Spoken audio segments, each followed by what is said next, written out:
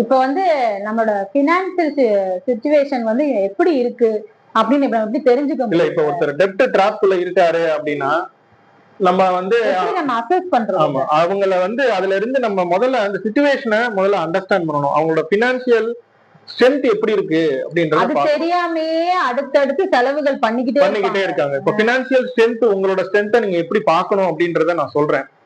இப்ப நீங்க வந்து ஒண்ணும் இல்ல, ஒரு பேப்பர் எடுத்துக்கங்க, ஒரு டைரியோ ஒண்ணு எடுத்துக்கங்க. நீங்க வந்து எழுதுங்க உங்களுக்கு வந்து எவ்வளவு வருமானம் வருது. இப்ப நீங்க மட்டும் ஒர்க் பண்ணிட்டு இருக்கீங்களா, உங்க ஒய்ஃப் ஒர்க் பண்ணிட்டு இருக்காங்களா, வேற குடும்பத்துல வேற ஏதாவது வருமானம் வந்துட்டு இருந்துச்சு அப்படின்னா இந்த மாதிரி இந்த வருமானம் வருது அப்படின்றத எழுதணும்.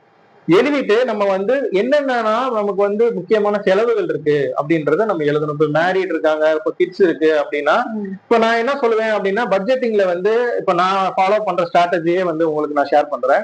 இப்போ வந்து 60% இப்ப நீங்க ஒரு 40,000 50,000 ஏர்ன் பண்ணிட்டு இருக்கீங்க அப்படின்னா 60% ஆஃப் தி சேலரியை வந்து உங்களோட முக்கியமான தேவைகளுக்கு வச்சுக்கிட்டு 20% வந்து நீடுன்னு சொல்லுவாங்க. நீடுன்றது வந்து முக்கியமான செலவு, இப்போ கண்டிப்பா செலவு பண்ண வேண்டியதுக்கு வந்து ஒரு 60% சேலரி, ஒரு 20% அப்படின்றது நீடு, இன்னொரு 20% வந்து சேவிங்ஸ் அப்படின்ற மாதிரி நம்ம பிரிச்சுக்கணும். சோ அந்த மாதிரி பிரிச்சுட்டு இப்ப அந்த 60%ல என்ன வரும் அப்படின்னா இப்ப வந்து வீட்டுக்கு வந்து ரெண்ட் கொடுக்கறது, எலக்ட்ரிசிட்டி பில் கட்டுறது, பாலுக்கு கிராசரிக்கு ஸ்பெண்ட் பண்றது, ஸ்கூல் ஃபீஸ் கட்டுறது எல்லாமே பாத்தீங்கன்னா அந்த 60%க்குள்ள வந்துடும். இன்னொரு 20% அப்படின்றது என்ன அப்படின்னா நம்ம வந்து கொஞ்சம் வெயிட் பண்ணி நம்ம வந்து பண்ணலாம். ஃபார் எக்ஸாம்பிள் வந்து இப்ப ரீசார்ஜ் பண்ணக்கூடிய ஒரு விஷயமா இருக்கும், அதே மாதிரி ட்ரெஸ் எடுக்கக்கூடிய ஒரு விஷயமா இருக்கும்.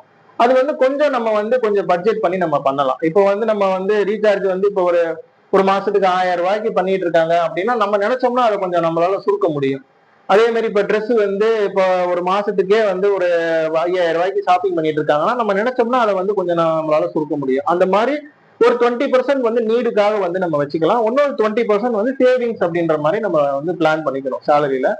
இப்ப கிட்ஸ் இருக்காங்க, ஒரு கிட்ஸ் இருக்காங்க, 2 கிட்ஸ் இருக்காங்க அப்படின்னா அவங்களுக்கு அவங்க எஜுகேஷனுக்காகவோ இல்ல வந்து மத்த உங்களோட கமிட்மெண்ட்ஸ் நீங்க மீட் பண்றதுக்கு, உங்களோட கோல்ஸ் நீங்க அச்சீவ் பண்றதுக்கு மினிமம் ஒரு 20% ஆஃப் தி சேலரியை வந்து சேவ் பண்ணி இந்த மாதிரி பட்ஜெட் பண்ணோம்னா நம்ம வந்து ஓரளவுக்கு வந்து மேனேஜ் பண்ணி போகலாம். பட் இந்த மாதிரி நம்ம பட்ஜெட் பண்ணல அப்படின்னா நம்ம என்ன பண்ணுவோம்னா நமக்கு எவ்வளவு வருமானம் வருது அப்படின்றதே தெரியாம நம்ம லோன் போடுறது, அதே மாதிரி கிரெடிட் கார்டு நம்ம வந்து யூஸ் பண்றது, ஷாப்பிங் போடுறதுக்கு அந்த மாதிரி யூஸ் பண்றதுனால கடன் வந்து ஒரு பக்கம் ஏறி போயிடுது.